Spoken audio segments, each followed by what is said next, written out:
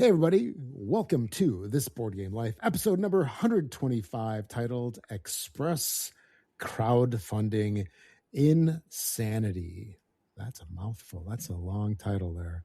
Actually, if you consider This Board Game Life 125 Express Crowdfunding Insanity, we need like an extra big novel-sized title page, whatever for that. But anyway, enough of that and me thinking about how the font's not going to fit and other various things. I am one of your fine hosts for today. My name is Rob, and that chuckling laughter that you heard, if you're on audio, and or that other guy that's been just sitting there and waving on video, he's like, come on, spit it out. Get to me already. That's my good buddy, Mark. Hey, everybody. How's it going? Hey, Rob. Hello. Back for another week of talking board games. Yeah, talking board games, card games, maybe miniatures, controversy, maybe. Amongst very many other things. That's what we've got in store over here. Yeah, today's topic is going to be Express Crowdfunding Insanity. So you can kind of wonder, what are the guys going to talk about? Well, just wait and see. It will be worth it. Yes, it definitely will.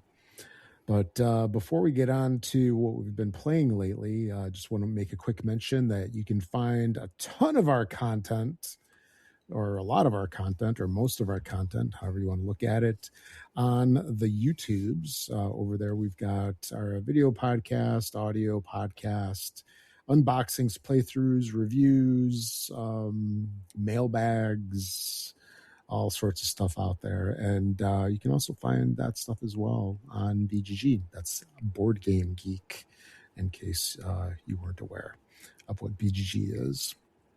But make sure to check out our content and like and subscribe. It really helps us out. We very much appreciate it.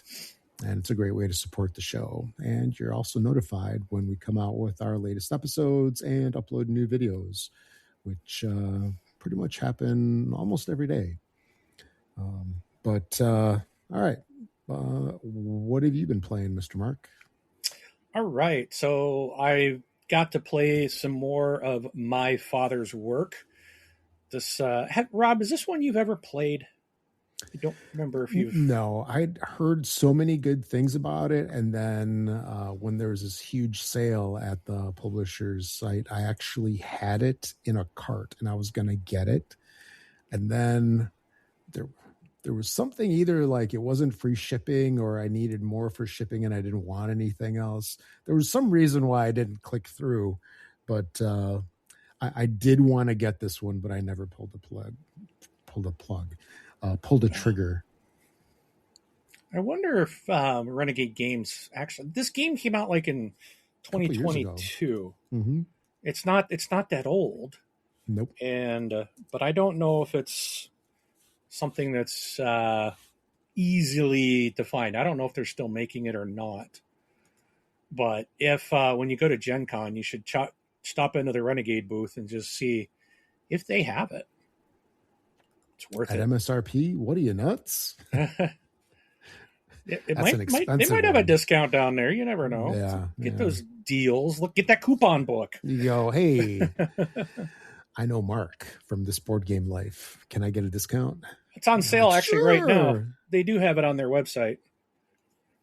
So it's retail is $125. They have it for $100 right now on Renegade Game Studios store. So, but so if you can find a decent discount, it is. And I will say this: I didn't do an unboxing video. I think I might still do one, even though I've opened it up. But the quality, like, this is a deluxe version game.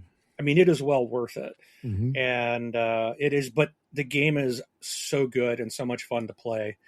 But anyways, I'm done harping on that. Just My Father's Work, excellent game. Also, it's such a weird topic, because I was watching the video that you did where you were talking about it, and I don't remember it being like the Frankenstein family, like ever. Yeah. I'm not saying I you made it up, but I just think well, that it's like, I don't know why that never stuck with me, but it's such an interesting take on a game. that's so I've only played the game twice that other people have. I just got the game in the other day. Yeah. And I so maybe that's not official, but there is like this Frankenstein emblem token for your creep Oh, meter, and it is a Frankenstein. And we're like back in those days yeah. doing these weird experiments, and it is like it's like your father. So I don't know. I'll have to look at the rule book or get the lore to see, but there is a Frankenstein icon in the Well, game, I'm not and that's why I think I'm not don't think I'm disputing it. I'm not. I'm I'm like, coming at you, Rob. I just no. I'm like, No, I just can't believe I never caught that before. well, When I and heard them maybe talking about the game. I'm wrong. Maybe I could be wrong, but I know it's you play through like 3 generations. Like so, when you first start, you're like you get this ultimate work. You get this thing that like your father was trying to do, the science project, and so you're trying throughout this game to achieve that. But you're going to go through your lifetime, like you and your spouse, and you've got workers that will help you do things, and you're going to do these weird creepy experiments, and you're going to be getting animals and people's dead bodies and all kinds of stuff, right? And it's just funny stuff, like the cards you'll Yeah. read these things, these experiments, and it's really funny. But then at the end of that generation, basically you die, and then your posterity takes over and continues your work, and then the third generation will come up, and that's the last, basically round 3, but it's you're continuing the work of the previous 2 generations, trying to complete ultimately that work of your father. So which Yeah. I believe is Dr. Frankenstein. So Sure. that's my understanding. So Well, it but absolutely can be, because that it's public domain IP, I think. yeah, I think so. So yeah, it's like Cthulhu, right? Or the Lovecraft stuff. It's fair game for everybody. Yeah. So, but it's a fantastic game. Oh, so fun. Next I played Skull. This is a very quick little kind of bluffing game with these basic coasters that I think you have 4 coasters. One has a skull on it. The other 3 have like a flower on it, and you shuffle them up. Everyone pulls one out in front of them, and then people are trying to guess how many like flowers. I think there's 3 or 4, and then once you next person can pass, and it's like the number keeps climbing. If you want to stay in the game, you got to guess a higher number, and then once someone gets a number and everyone else passes, and they got to start picking which coasters they want flipped, and they only score if they didn't pull up any skulls on the other side. So it's one of those. It plays quick. Next game is Wondrous Creatures. Oh, it's my new favorite worker placement game. And this is a fantastic game. If you like worker placement, if you like some kind of engine building, tableau building, multiple way to score things, trying to do achievements like beating other players to certain goals in the game. This is it. And you're going to send your people out to gather up resources and or cards. The resources allow you to play cards into your tableau, but when you don't have enough cards, the only way to get them is when you go out for resources, you take cards instead of the resources. There's a lot of different cards that allow you to have end game points or continuous ongoing abilities or an instant ability, or when you recharge. So when you pull your workers back, you can trigger events at that point. So there's these various different types of things going on, and it is a beautiful game. It is a fantastic game, and it actually plays very quickly. I think maybe an hour and a half, I want to say, is about the length of the games that I've played, and it's just so good. It is such a good game. Now, next one, Rob, I'm curious if you've ever heard of this, because I hadn't. Gloom in Space. So I have heard of Gloom. I never knew that there was a space version. Okay, there So there this there because is. I did have to look this up, and I'm like, Gloom in space, and it's Gloom in space. I mean, Uh, that's no doubt about it. so interesting. I'd never heard of it. Yeah, Some friends introduced me to it this last week, and it's a cool little game. And I was surprised. Like this with thing's the been out clear for cards. a Yeah, while. Yeah, the clear cards. it was like one of the first ones that did that. Oh, cool. Okay. Hmm. Yeah, that's what I was wondering because when I saw it, I was like, man, I didn't. And I know the game's been around for a while. I Yeah. was really surprised to see those clear cards and layering the different things, but it was pretty fun trying to figure out like who the characters were because they're complete ripoffs of characters in science fiction world. And but it was a fun little game of you trying to kill off your own players to win. Yep. so Actually, um I was wondering when this came out. 2017. so It's been out for 9 years already. wow. So it's pretty cool. I enjoyed it. Yep. And then I played another game that the same couple introduced me to, and this one's called Panda Royale. It's a awesome dice chucking game. I don't know where the panda comes in. There's a panda on the first player marker, and that's it. I don't know that's how pandas are involved, and I that's all actually you got need. 2 expansions for it today. And I know there's pandas on the box, but it's just dice. So I don't know how the pandas come in, but the game is so much fun. It is quick. It's like a 10 round, about 15 minutes, 20 max.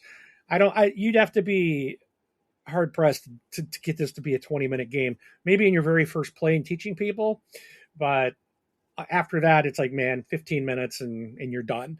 It plays quick. It's fun. Everyone starts with one dice of a certain color, and every round you gain a new dice.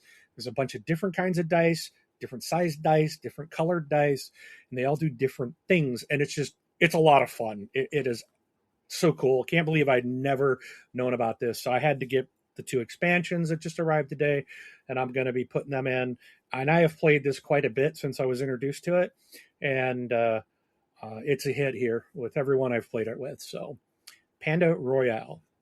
Also, we finished. I know I've talked about my Zombicide campaign through Washington D.C.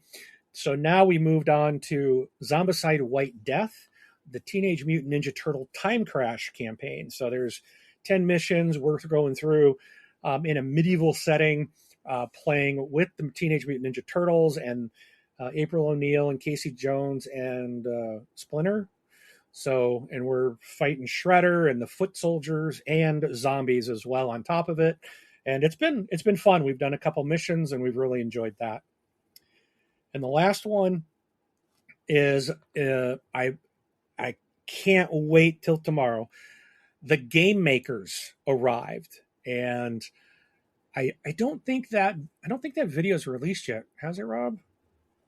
On our Mm, channel, I think it's coming up after your slew of stuff, or did it? okay. Or did my unboxing get out? I can't remember, but I think it did actually. I have to look it up here. But the Game Makers, if you're not familiar with what that is, it is from Bezier Games, and it is it's a board game about making board games. And the box is sitting here on the floor behind me. It's Like a absolutely couple huge. hundred too are There's included, aren't they? there's a couple Like hundred. 300. Yeah. There's like the book lists like 216 games, I think. And then there's also what do you call it? Additional cards that were in it. So I know originally they said over 300. At this point, there might be closer to 4. I've heard 400, but I know in the campaign there were like over 300 games, and they're real world games, absolutely real world games. And so I've got this. It is so cool. The lazy Susan thing on the table type of thing of rotating for your moves is awesome. I've never seen such an amazing quality put together game.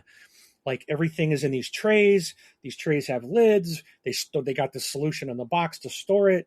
And then when you pull it out, you've got your, like, they call it the steering wheel, goes on this like platter, and then you put the little tiles in, you lay this thing on it, and it's magnetic. It goes bloop, and then you got this what's it called? There's like if you ever drove a tractor back in the day on the farm, or you had an old car that had what they used to call suicide knob. There's one of those, and it's got a name to it, and I forgot what it's called, but that magnetically just right to the top, and that's how you rotate this thing around for the different sections to what you're going to do for your resources, and you move these cool little um, forklifts around of everybody's color, and you move in, you get resources, you take actions on those, and the game plays simultaneously. It plays up to 6 players, but everyone is doing this all at the same time. So like when it starts, everyone will start moving their little forklifts into one of 3 sections out of, I think there's 8 sections total, and so only 3 are open at a time. And you'll go, do I want dice? Do I want wood components, or do I want cards? And the further you go away, the more of that resources, the better of the resource you get, or the higher level of that resource you get. So there's like 3 levels of everything. But if you go to the first spot in front of you, you get like the lowest one. But when everyone is gone and the forklifts have moved, then the thing rotates, and the very next section, whoever went into the first one to get the lower end stuff, they get to now move. And anyone who went to the second or third, if you didn't put anything in the first one, now you're not doing anything on this turn. So it's like to get the higher level stuff takes you a little longer to get that worker back. So it's really cool. I really love how you're managing that. Then when you get like a plastic resource, you might need that to build a game that you have a contract for, or you might want to put it in to upgrade your structures, which can give you maybe an ongoing bonus throughout the game. So then you could get workers and use them as wood components in a game, or use them as workers in your factory to give you additional bonuses as they go out on your factory floor to do things. There's ways to improve the assembly line. So if you need a level 3 dice to complete a game, and you have upgraded the dice on your assembly line, well, now the game calls for 3, but you only have to provide 2, because it's like you now don't have to go to the warehouse, which is where that little spinny thing is, to get your resources. You are able to produce 1 already. So you're not just, it's like you are trying to upgrade your factory to be more efficient to build these games. And the cards are like just so cool to look at. It's like, oh, in fact, the Game Makers is one of the cards in the game, but there's things like Wormspan, or Wingspan's in there. Arc Nova is in there. There's some Awakened Realm games in there, like what was in there? Nemesis, Dragon Eclipse, ISS Vanguard was in there. They're just, you'd probably be surprised that there's just so many games. There's a bunch of stuff sitting on my shelf that's actually in this game. So none of it's fake. It's all real IP games. And it's really cool. I haven't played my physical copy, but I did play a couple solo plays on BGA. And so this, to kind of like, let me try this out. I think it's pretty cool on BGA. It's kind of nice because it does everything automatically for you. But tomorrow I'm taking the game to my game group, and there's a lot of people already saying, I'm in, I want to play this. So I will be reporting back soon about this. But it is a very well done, impressive game that I cannot wait to play. And I think it's just, I'm already like, this is going to be, I know this is going to be one of my top games. Top tier. Yes. It's so impressive. And even my plays on BGA, I'm like, this is cool. Like, oh, and then even when you get your games, when you build a game, that card goes into another board that you have, and it's basically your shelfie, right? And you have 12, it's like a 4x3 calyx shelf. We know that's what it is. It's not called that. It's like called your display case. But you put them up there, and then depending on the type of game, whether it's like a war or a race or an engine builder or a co-op, there's scoring abilities. Like they score a certain way.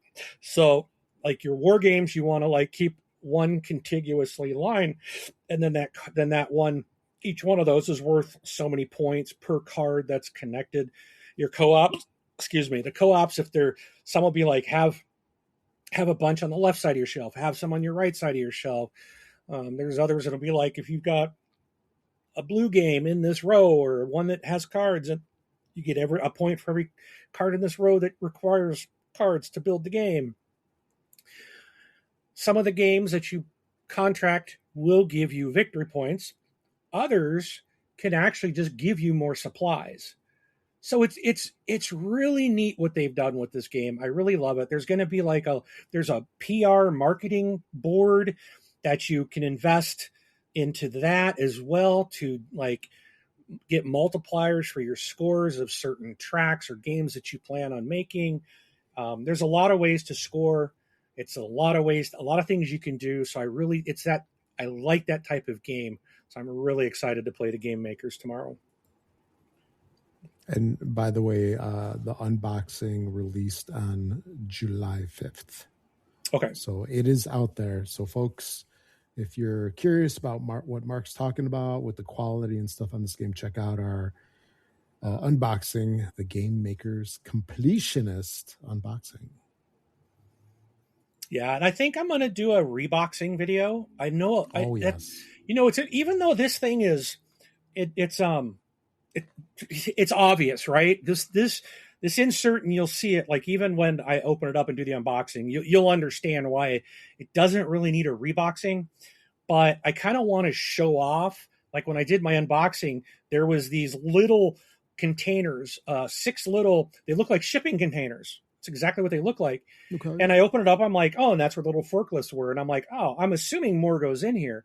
Well, there does. So now I want to show off what goes in there. So all the you just hand out this little shipping container in the player's color, and then you hand them their boards, and everything's in this little shipping container. It looks really cool. So I kind of want to show off how I just put it all back together and what it looks like. And but yeah, it's super cool. So. Okay. How about you, Rob? That's what I got. What did you get played? Yeah, I got some more Space Hulk Death Angel played in. And then I did what I thought was going to be the impossible. And that was whenever you have a really old game and you want to print an insert for it. Oh. If the game's been out for a while, man, 5-10 years ago, that was like the Stone Age in 3D printing world. Yeah. Where let's just say that the level of quality in terms of inserts and stuff has increased greatly over the years. So Mark's nodding. He knows what I'm talking about. Where years ago, people did their best. I'm not knocking it, but you'd have like soap dishes. That's kind of what I call them. Yeah. It's like the travel soap dishes for your cards and another set of those for your dice. And that's nice. That is basically taking a foam core mentality and transferring it to 3D print. But there are inserts that are way better quality, like spots for tokens that are sized specifically for the tokens, and placement is really nice for everything, and everything fits snug, doesn't necessarily rattle around or whatnot. And I was able to actually find quality inserts, or a quality insert for this game. And this game's like 15 years old. What game? It's Space Hulk Death Angel. So you got an insert for that. Okay. Yeah. So, because that is out of print, old game. I think it's still available now, used market. It's probably reasonably attainable too, but I did find an amazing insert for it that I was really happy with. So I'm like, score. Actually, it was like, oh, no, oh, no good. And then jackpot. So I think I told you, Mark, I got a copy of the game for you, and I printed us both inserts. So, oh, cool. Yeah. Awesome. But yeah, I talked about this one last time, so not much more to say. Oh, wow. Look at this that. This is one.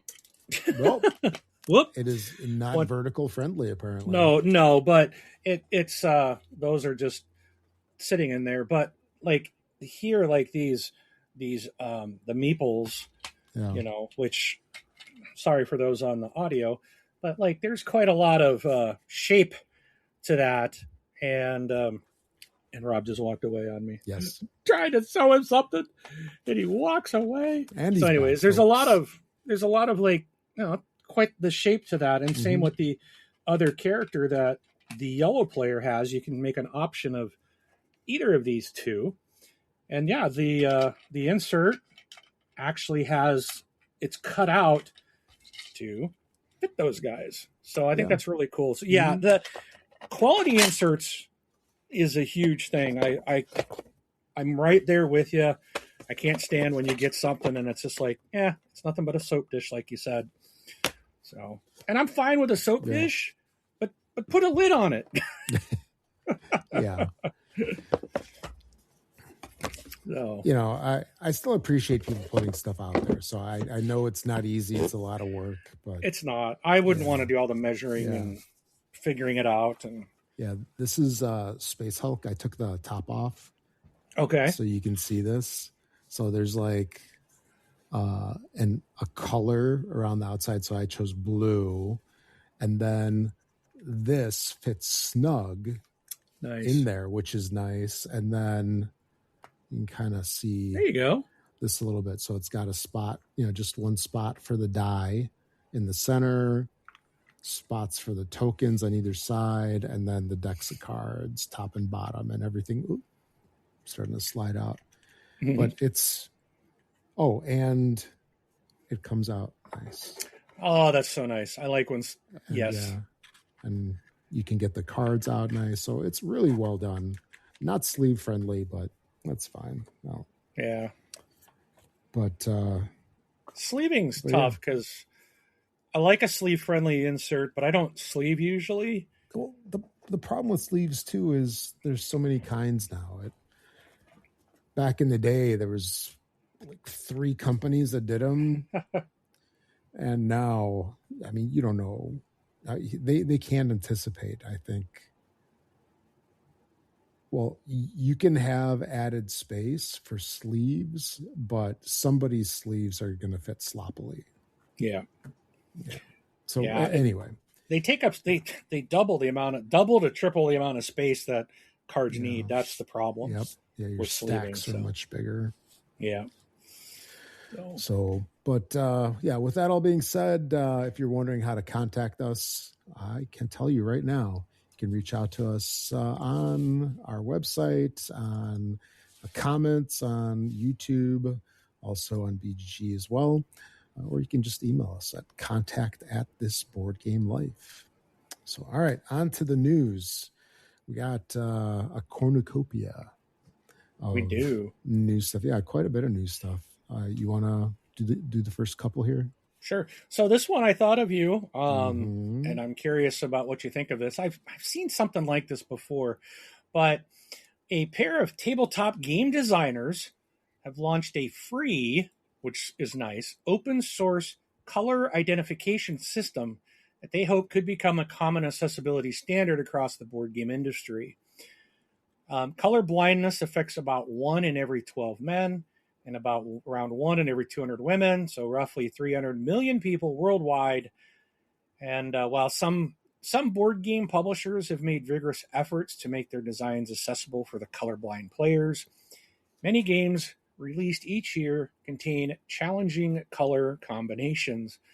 So Color Sim is a solution created by Chris Eastridge for his design Parks and Potions, which centers on combining colors to brew potions. So they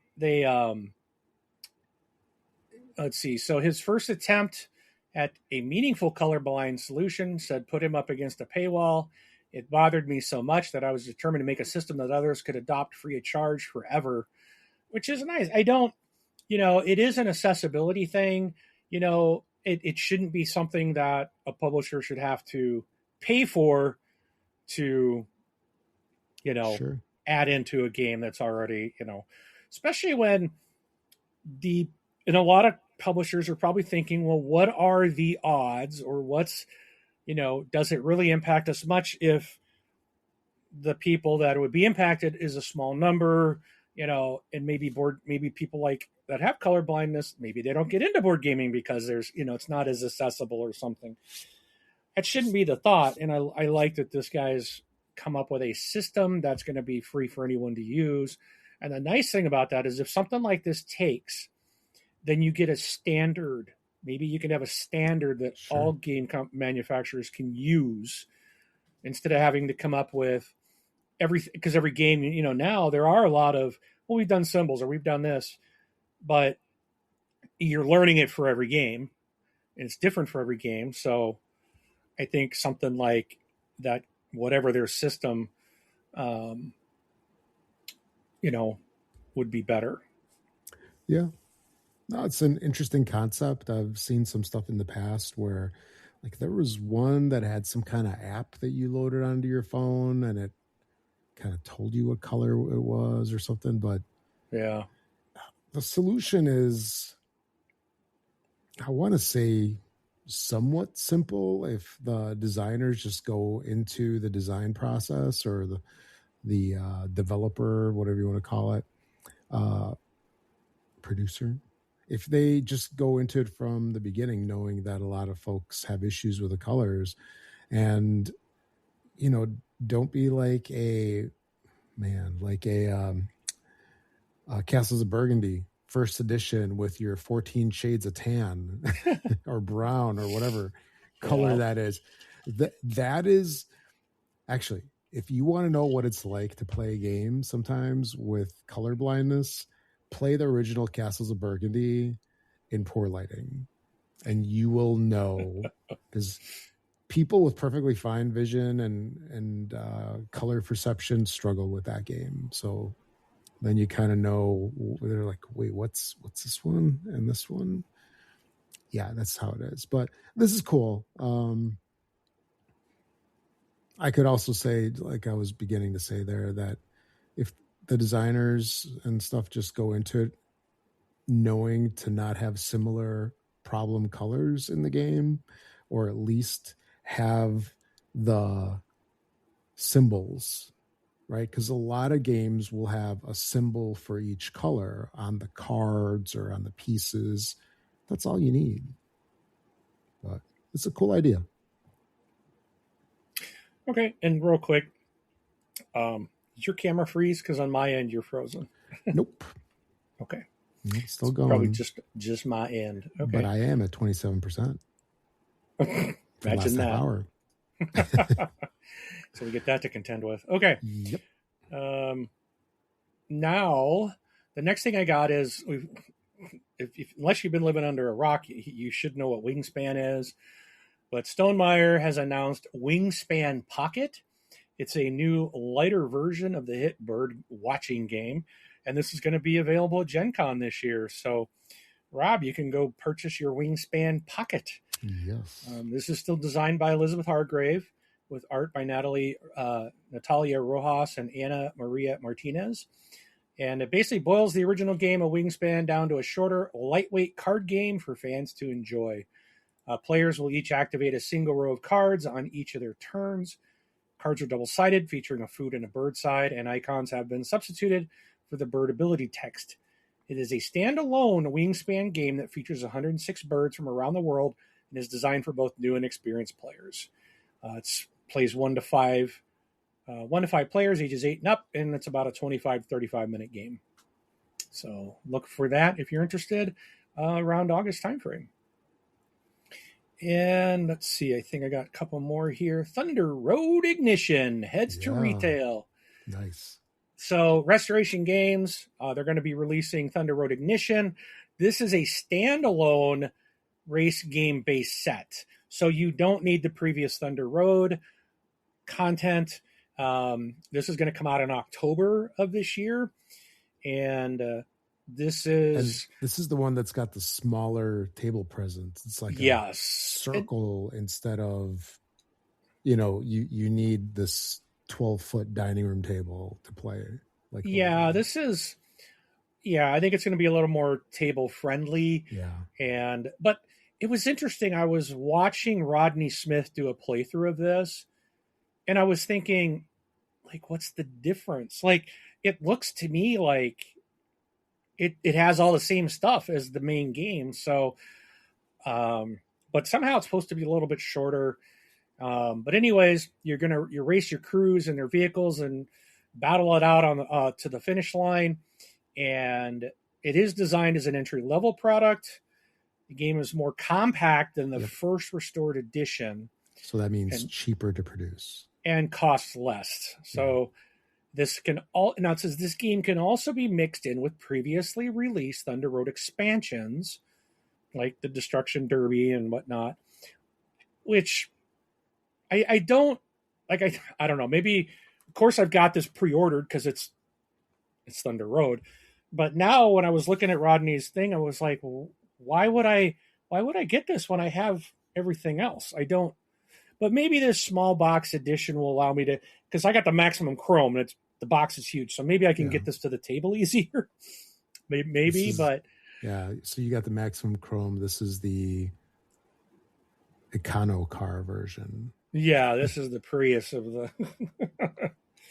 So, but the game supports 2 to 4 players, ages 8 and up, plays in 25 to 45 minutes, and is going to retail for about $35. So, if if you've been not getting into Thunder Road due to a price, now you'll have an option to get into it for a much better price. So, and then the last thing I had was, Rob, I should probably let you take this one because you're the one that told me about it.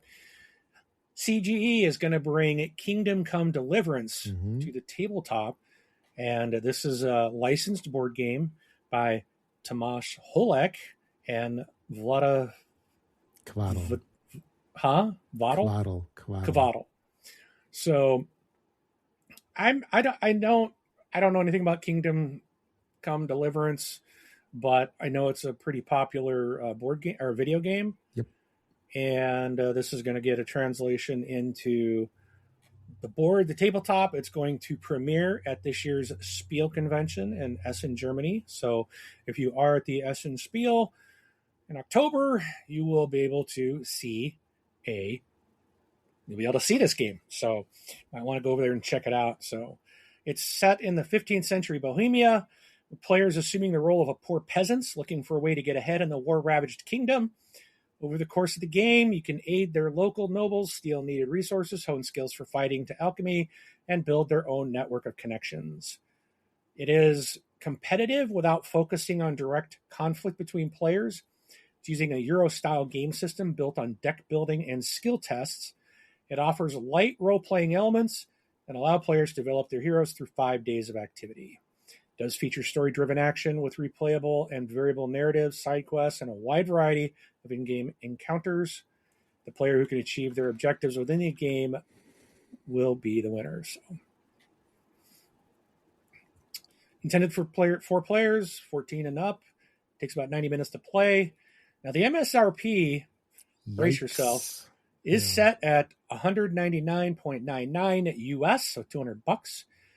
It's a 13.5-pound box, including 1 main map board, 4 player boards, 3 supporting boards, 184 tiles, more than 300 tokens and markers, 2 card stands, over 500 cards, 10 main storyline quests, each with its own cards and tiles, 55 side quests, a storyline book, and 164 player pieces. So, wow. It's expensive, but it's got a lot in it. So, both these designers are so good. Yeah. No, I didn't pre-order it. I think pre-orders are up, right? I believe so, yeah. But I think it was a limited number, so they are probably already gone. Yeah, it's just this is a monster game. But with the 2 designers, I mean, Vlada's been around forever, made so many great games with Code Names, Space Alert. He made Codenames is a big thing recently. He did Galaxy Trucker, Yes. right, as well, and Tomasz Holek, of course, he's got so much SETI. stuff lately. Yeah. Mm-hmm. So, and this will be 149 euros or 200 US. So 150 euros or 200 US dollars. So Yeah. and I'm at their page. It says you can pre-order now Mm-hmm. on the CG website. So does Yeah, it it's say a date? Yeah, just if it's gonna be out on display, It's probably at not going to be till SN, next year. yeah, that's what I was gonna say. I would expect this to be a 2027 At the earliest. because isn't that what they did with SETI Yeah, when they showed it and then or maybe that's a US release that I'm thinking of, but I remember it came out way after. Yeah. Wait, it says it'll premiere at Spiel. So to me, maybe being optimistic, that just means that it will be available there if it premieres there, maybe in a limited run, so people there can get it, and then all of us normies will have to wait. And if you want, they still, of course, have premium metal coins that you can pay to add on, and you can pay by card sleeves.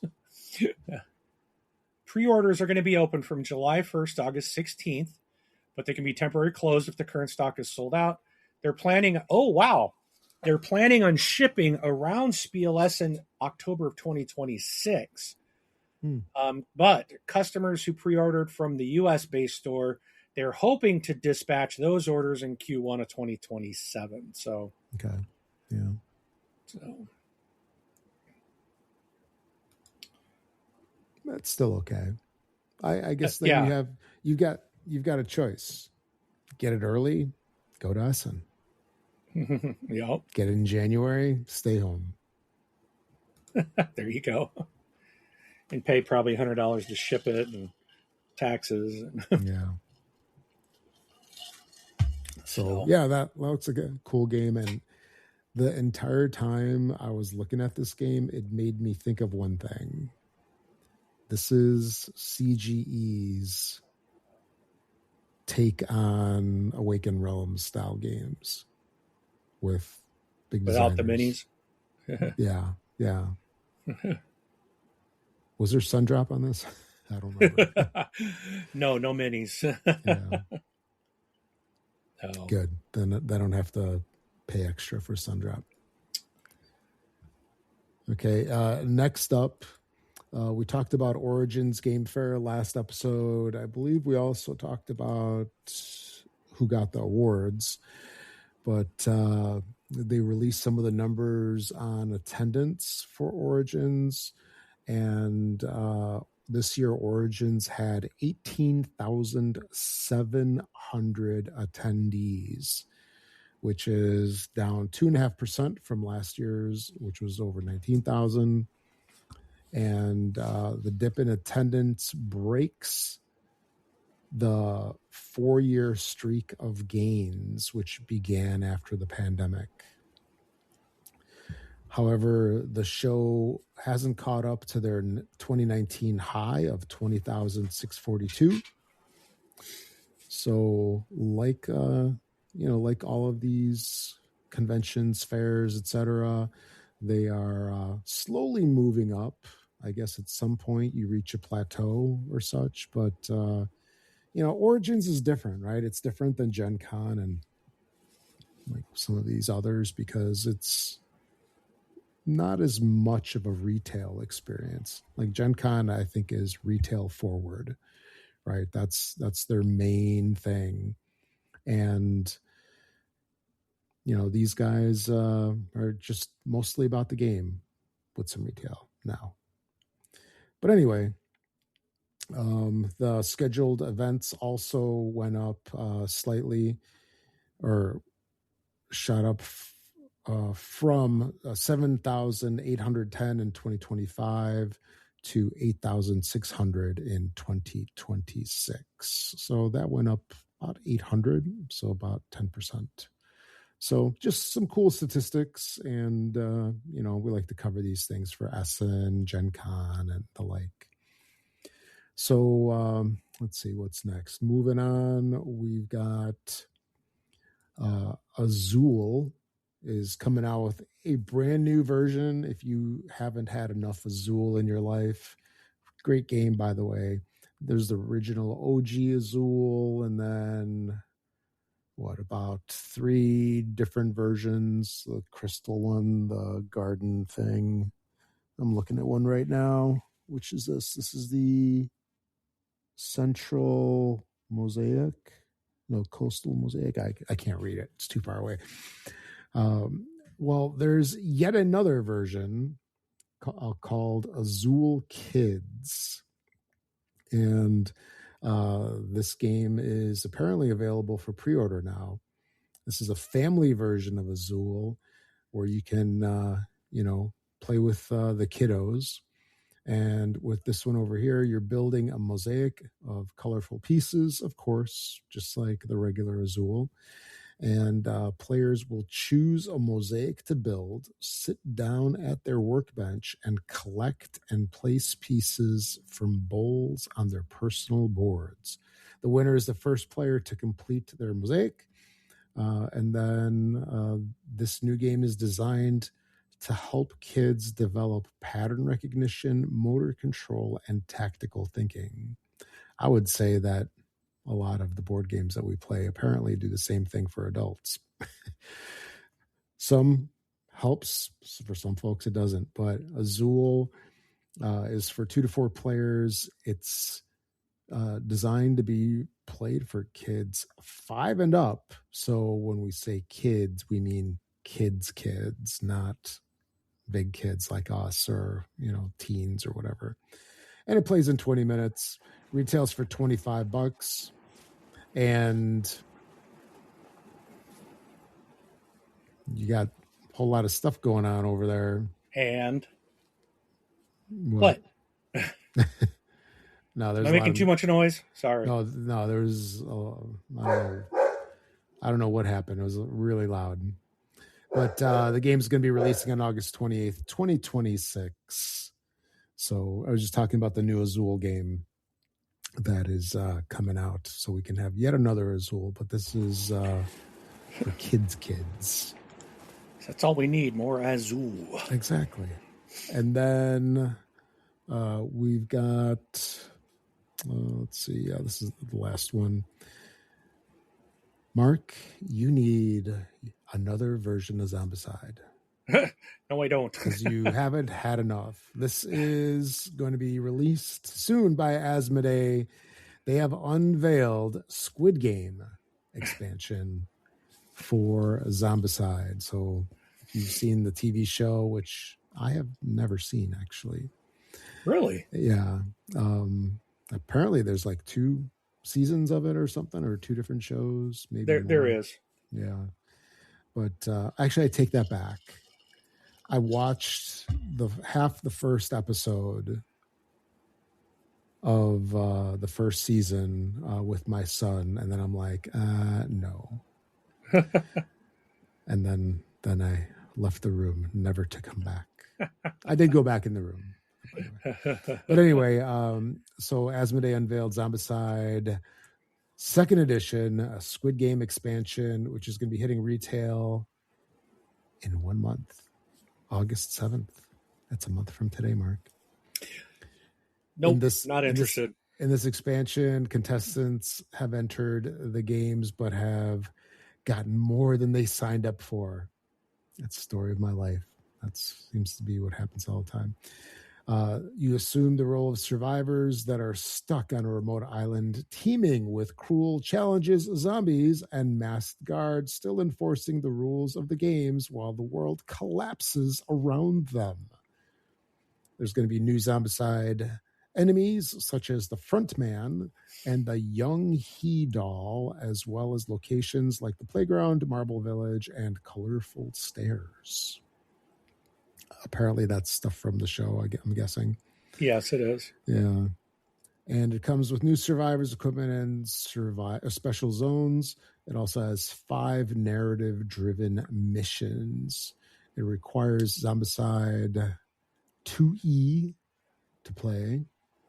So I guess those of us that have the original are out of luck. That's right. Yes. And it supports 1 to 6 players, 14 and up, plays in 60 minutes, and it retails for $49.99. So No, thank you. Only 5 missions. Like, these things usually have 10. So, like, this is cut in half, and they still want $50 for it. apparently so. Well, maybe they have to pay for the IP.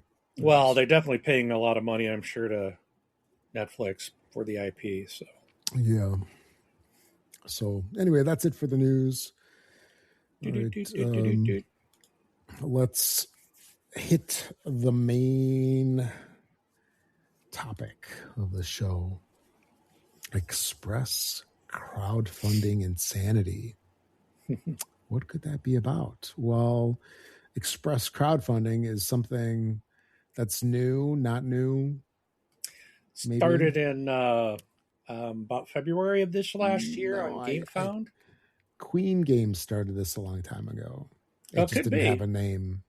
It was called a normal campaign when they did it. But you want to talk about, because you were the first one on this show to have run into that.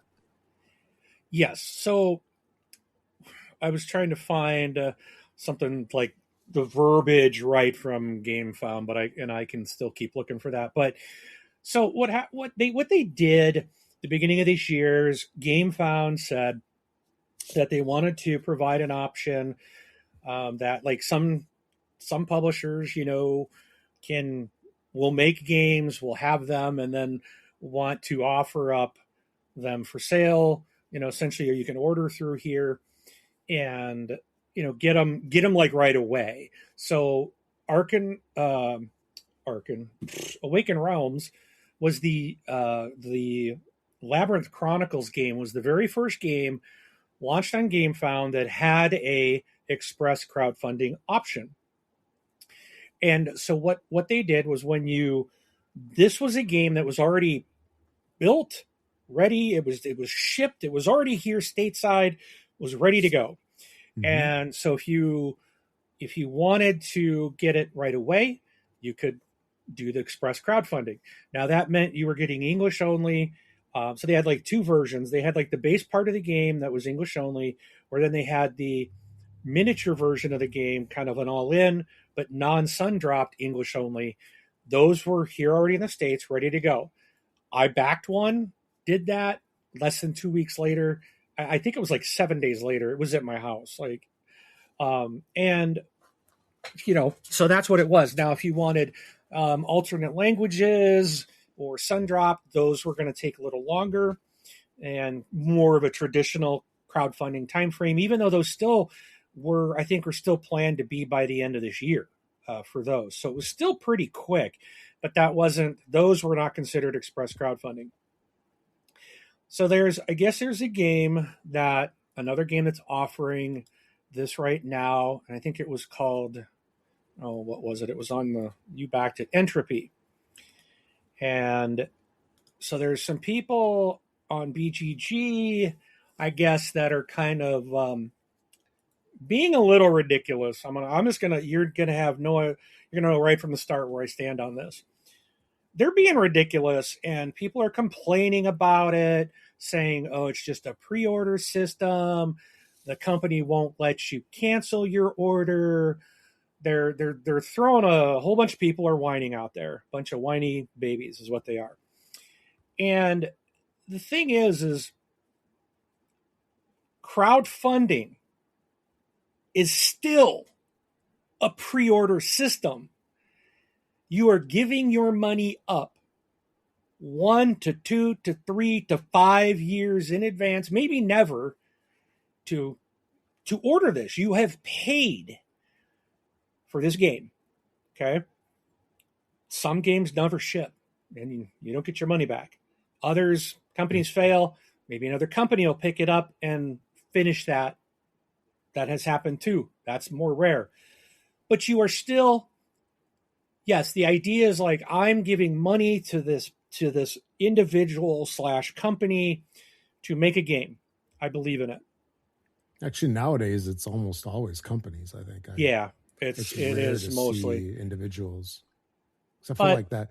The only one I can think of is that space one that you picked up at Gen Con. yeah, Like Star Command or something like that, right? the Or Last Command. the Last Command, yeah. Yeah, excellent game. If you like Star Realms, get the Last Command. It's so much better. Um, but uh, but you're still pre-ordering something. You're putting your money down and waiting to get it. So it doesn't matter now that you can say you're going to order it, and like Queen Games, they use crowdfunding all the time, but it's always a pre-order system. Their stuff is done, right? Isn't that correct, Rob? For at least most of their stuff, or Quite a a lot bit of it, in the quite a bit. past. Yeah, So it's yeah. The Kickstarter campaign runs a couple of days, and then the stuff's already on the ship. yeah, Yeah, so my thing here with this and these people like screaming and hollering, and one idiot out here was like, I'm never going to buy a game from them, and I'm never going to crowdfund again, and this is just the death of crowdfunding. You are complaining that you don't have to wait 2 to 3 years to get the item that you gave your money up to today. You are complaining that you're going to get this next week. That's your complaint. Like, what a moron. I mean, that is absolutely the dumbest thing I've ever heard. You seriously have no issues in your life if this is your big problem. You know, I get out of mommy's basement, dude, because go touch some grass, okay? I personally, and I know this is just my opinion, I love when I can express crowdfund something because I hate waiting 2 years for something. I get the whole point. I get that I'm supporting and making this game available. I get that. But if somebody wants to come up and say, I'm going to use this as a way to market my game, a way to get it in your hands, let you make you aware of it, and you don't have to wait 2-3 years for it, I'm all for it. sure. I'm all for it. What's wrong with that? So I don't know. Am I wrong, Rob? Am I missing something? Because I just don't understand the hate towards Express crowdfunding. And real quick, before you answer that, let me state this too. Because they're like, oh, well, you can't get a refund. You're not eligible for a refund if you Express crowdfund it. Because like when I did Labyrinth Chronicles, I backed it. Okay. I didn't back it. I bought it. I paid for it. The money went out immediately. And like within a day or two, it was already shipping to my house. It wasn't like, you wait a year and you have this time and you can back out like any other thing that you've crowdfunded. This is not crowdfunding. It's pre-ordering something that's available. It's not even like a pre-order. It's like just Right. placing your order and it's going to ship in a day or two. So it's like it's on the truck. You paid for it. They put your order. The guy went in the back, grabbed it, put a label on it. They took it down to UPS, FedEx, mail, post op, whoever. Now someone else has it, and you're like, oh wait, I didn't know I was going to get this right now. I wanted to wait 2 years. I want to cancel. Well, too late. It's already on its way. Read what you're backing. Pay attention. It's your fault. Yeah. And Don't they make even admitted, I guess, right? well, I should have read everything. Yeah, you should have. But then they go, well, I've never heard of Express crowdfunding before, and apparently it's something that GameFound only implemented in February. Okay, so that's still your fault for not reading. Like I said, I understand that I should have read all the way to the bottom. But so here's what I love about these idiots. They'll kind of like, I know it was my fault, but soon as you say but, you are pushing the blame somewhere else, and that's exactly what this moron's doing. But since the creator is opting to alienate a now involuntary customer, I wanted to make sure everyone else was aware of this. And then they go on to say, it's just another thing convincing me to stop backing games on Kickstarter and GameFound and wait for retail. And it'll keep me from buying any of this company's games ever again. This has nothing to do with the makers of Entropy. It has nothing to do with them. It has to do with you going out and buying something and saying, yes, I'm selecting the Express crowdfunding option. It is an option you selected. And then complain because you're going to get it right away. You're an idiot. And it's like, oh, this is just another thing convincing me to stop. What was it before that convinced you to stop? Yet you haven't. So obviously there's been other things to convince you, because as you said, this is another thing, but you haven't quit before. So you're a moron. You're an idiot. You're stupid. You need to find a different hobby. You need to get out. Hey now. So anyways, I come back to you, Rob. Am I wrong? Sorry, this one just really irritated me. Yeah, it's you get all kinds, right? Like that saying goes, you can't make everyone happy all the time. And I backed Entropy, and I sort of remember it coming out soon. I was in a meeting when I was backing it, unfortunately. And I apparently didn't read it as well as I should have, but I did get the fact that it was coming out soon and there was Gen Con pickup or whatever you want to call it. But I was pleasantly surprised. It's like, oh, I can get it in a couple weeks. Sure. All right. Awesome. It's, I have no problem with it. And, apparently there are some people that, you know what? If somebody's going to be complaining about this, they probably complained about their lunch. They complained about, the quality of their Coca-Cola. It's just everything, Yeah. This is a long line of stuff. And you know what? If this person doesn't do a Kickstarter in the future, especially if it's limited time, that's more copies for you and me, right? Yep. Maybe we'll get in there when they don't get in there before us. Although, who are we kidding? We're in there first. We're top 10 backers. I still don't get the complaint about getting it early. Like, yeah, no, it just makes no sense. It's complaining just to be complaining. Yeah. For all you know, it could be one of those trolling bots. Or watch it turn out to be like just like the company themselves doing it to drum up the controversy so that people are like, ooh, what's going on? And then they look at the game. Yeah. No, it could be, but there was more than one person complaining. So you are a marketing genius, my friend. But there was like people agreeing. There's more people complaining. That was just one thing I read. I was just like, what a tool. And but like for people like that, it's ridiculous. No, I know. It is purely dumb. And interesting. I just realized the person that stated this is supposedly a verified designer. Oh, interesting. I might have to dig into this a little bit. I want to know who this is. Maybe they're the designer of the game. Their own game. They are supposedly a game designer. Okay. I gotta dig into this now. What did you design? No, boy, Mark's going down that rabbit hole. Mark's sleuthing it out. Tune in next time for Claude. Who is this? Yeah, episode 126, where we disclose the anti-competitive tactics. Yeah, on crowdfunding. But yeah, that's a little nutty. Yeah. there's been a long time discussion about, oh, using it as a pre-order is um, it's not in the spirit of Kickstarter.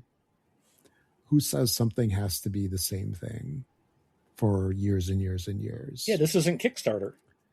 But you know what I'm saying, though?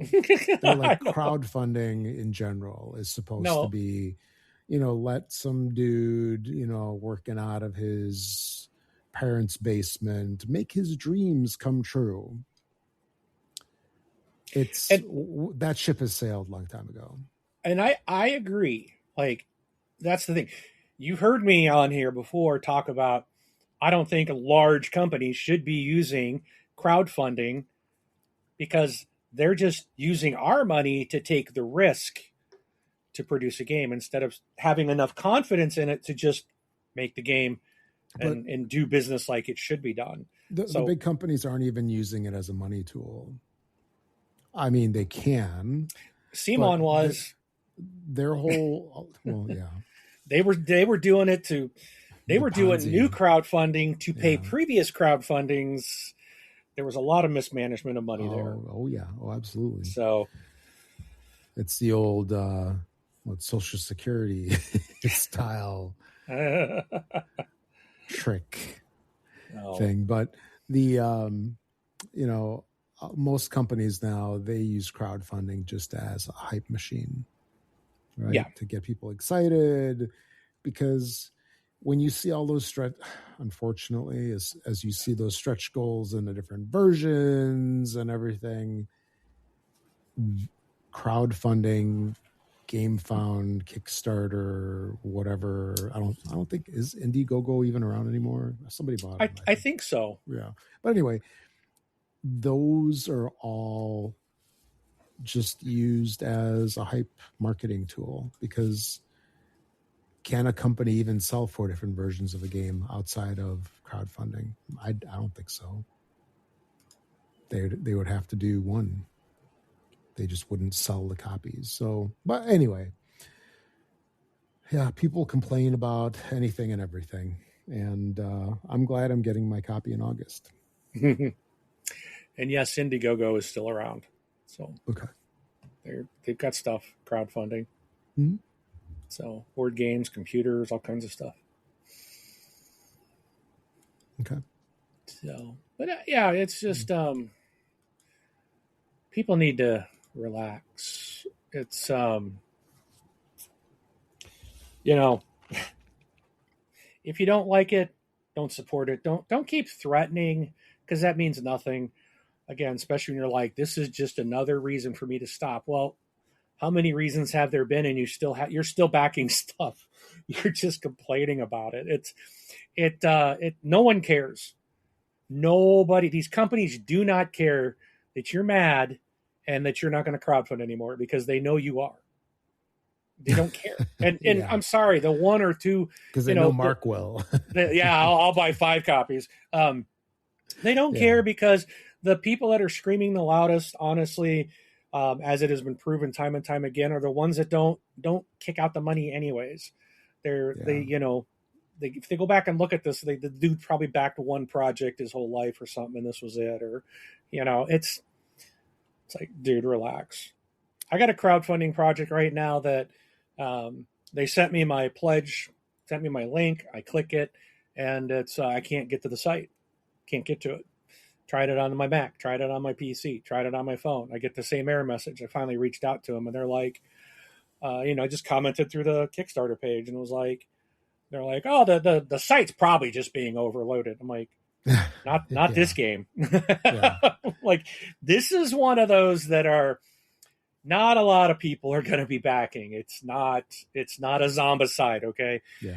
And so I'm like, fine, whatever. I'll just wait. Went the next day, same thing. So then I finally emailed them, and it took a couple of days because they're like in France or something for them to respond. They're like, oh, here's your link. Try it again. Still doesn't work. And then I'm sitting here going, it's going to a weird site, like their own backer kit type of thing. It's not backer kit. It's not GameFound. It's not Kickstarter. It's like they got their own like pledge manager. And I'm like, I wonder if there's just something there that my system's blocking. So I took my phone off my network and went to the email and clicked it, went right through to the page. But even though the page says English at the top, it still spit out everything in French. And all I could say was it was obviously invalid. It was like I think the link was no good, or the pledge token was not valid. So I'm like, okay, so something in my network is blocking me, which makes me wonder why. Right. What is going on their end that I can get to it if I'm on my mobile network? But then it still doesn't work, and even their English page is spitting out French. So I wrote them back, and I'm like, still no worky. Mm-hmm. So I'm going to wait another couple of days, see if they reply. And honestly, at this point, I'm just going to be like, you know what? This is a little too flaky, dude. I'll see if they'll let me cancel my campaign. Be like, just cancel it. Give me my couple $100 back. I'll live without the game. It's a game I've always wanted. It's something I dreamed of making myself. Someone finally did it. But it's not the end of the world if it doesn't work. So it is what it is. And this is a game that's not going to be in retail. So I'm pretty sure. So the link just doesn't work or whatever? The link does work if I'm on my phone and not on my network. You should. So if I'm going through the cell, send me the link. I'll click it. See if it works. I mean, you can send it out later after the show. I'm gonna do it right now, man, because you told me to do it. All right. Well, so we can close it out here. I'm sending it right now. Okay. I'm curious. I want to know live. So, yeah. So we're curious to see. Oh, I can't. They said, please do not share this. You're not sharing with just anybody. All right. So I'm your co-host with the most. So, all right. So that's it. Just we had to rant a little bit. Yeah, I did. I had to rant about Express Crowdfunding. And let us know what you think. We're curious to hear how you feel about this. Unless you disagree with me, we don't want to hear from you at all. Exactly. Before we go, though, Rob, you did do some crowdfunding. Yeah, that's right. Yeah. I guess it didn't stop you. No. So I backed Entropy, which I had mentioned briefly, and excited to get it next month ish, something like that. And then Galileo's Truth. So that one suckered me in today. And I think it's just a matter of time before I back the Foundation game. Well, that'll probably happen. Oh, and you shared coming soon to a game found near you is Dishonored. Yeah. Yes. When I saw that, I was like, oh, he's going to be so happy. Yeah. And the guys making it, they made a whole bunch of games. Nothing like super like huge hits, but some decent stuff. So it's probably hopefully going to be okay. So, all right, folks. I guess that's it for episode 125. Make sure to tune in next time in 2 weeks when we come out with episode 126. I'm Rob. Thanks for listening, everybody, and we will catch you next time. I'm Mark. Thanks for watching. Have fun at the table.